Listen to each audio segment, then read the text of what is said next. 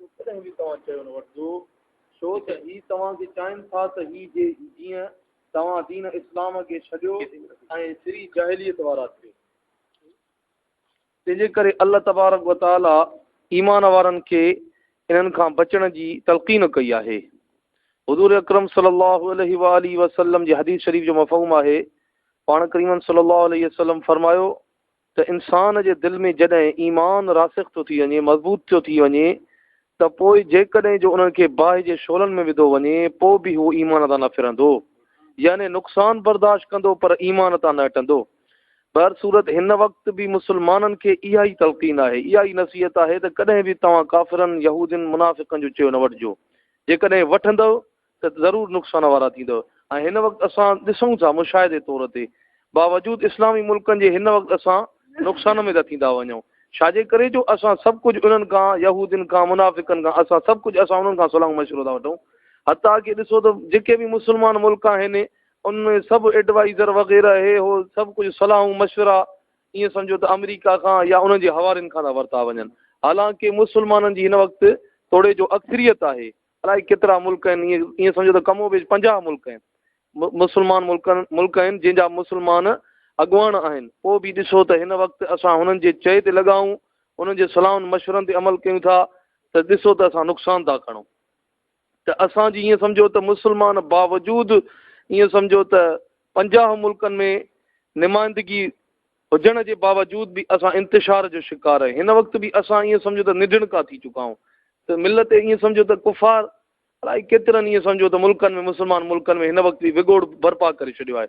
शाम खे ॾिसो, अफ़गानिस्तान खे ॾिसो, इराक खे ॾिसो, थोरे पाकिस्तान जा शुमाली इलाइक़ा ॾिसो त सफ़ा असुल ईअं सम्झो त वीचारा परेशानी वारी ज़िंदगी था गुज़ारे। त मुंहिंजा अज़ीज़ दोस्तो, त अल्लाह तबारक व तआला फरमाए थो त इन्हनि जो कॾहिं बि तव्हां चयो न वठिजो, छो त ही चाहिनि था त जीअं तव्हां नुक़सान वारा थियो, ऐं जेकॾहिं इन जो चयो वठंदव त ज़रूरु तव्हां नुक़सान वारा थींदव। पर जेकॾहिं इन जे चए ते न हलंदव, अलाह जे दीन ते हलंदव, अलाह जो हुकुम मञींदव, त अलाह साईं फरमाए थो त बल्कि अलाह अव्हांजो साईं आहे। बलिल्लाहु मौलाकुम, मौला जूं मुख़्तलिफ़ माना आहिनि, 25 मानाउनि में ईंदो आहे। आका जी माना में बि ईंदो आहे, सैयद जी माना में बि ईंदो आहे, सोट जी माना में बि ईंदो आहे, मुख़्तलिफ़ मानाउनि में ईंदो आहे।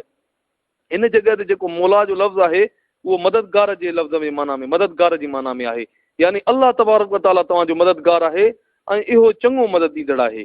तंहिंजे करे इन खां ई मदद घुरो, अल्लाह साईं खां ई मदद घुरो। अल्लाह साईं अॻिते फरमाए थो त काफ़िरनि जे दिलनि में हिन सभु मां सिगो दहशत विझंदासूं जो अल्लाह सां अहिड़ी शइ खे शरीक कयाऊं जंहिं लाइ अल्लाह का सनद न लाथी आहे। हिन सगोरी शान नुज़ूल साहिब रूहुल महानी नक़ुल करे थो त जॾहिं जंग उहद में मुस्लमाननि खे तकलीफ़ पहुती ऐं मुस्लमाननि जा 70 साहबी सगोरा शहीद थी विया, उन जे बावजूदि बि काफ़िरनि जे ही ताक़व में लॻा, काफ़िरनि खे भॼायूं, 8 मेलनि ताईं भॼायूं। त पोइ काफ़िर जॾहिं भॻा त पोइ अबू सुफ़ियान ऐं कुझु उन्हनि जे संगतियुनि जे दिलनि में आयो त हिननि खे त असां घणो नुक़सानु पहुचायोसीं, जेकर न इन्हनि खे ख़तमु करे छॾियऊं। त पोइ इन्हनि इहा पाण में सलाह कई, पर अल्लाह साईं फरमाए थो त उन्हनि जे दिलनि में अहिड़ो त रोब विधो वियो जो हू वापसि न वरिया। ऐं रोब छाजे करे विधो वियो हो, अल्लाह साईं फरमायो त इन जे दिलनि में इन जे करे रोब विधो वियो जो हू मुशरिक हा, अल्लाह तबारक व तआला सां शिरक करनि पिया। ऐं शिरक बि अहिड़ो जो उन जी का सनद ई न आहे, यानी उन्हनि खे काई बि इहो दलील न आहे, न के ईअं सम्झो त वाज़िह दलील आहे जंहिंजे रूह सां हू पाण खे ईअं सम्झो त मुशरिक साबित करनि त असां सही आहियूं। छो त अल्लाह तबारक व तआला फरमाए थो न, उन्हनि खे काई बि सनद न आहे, न के दलील अथनि।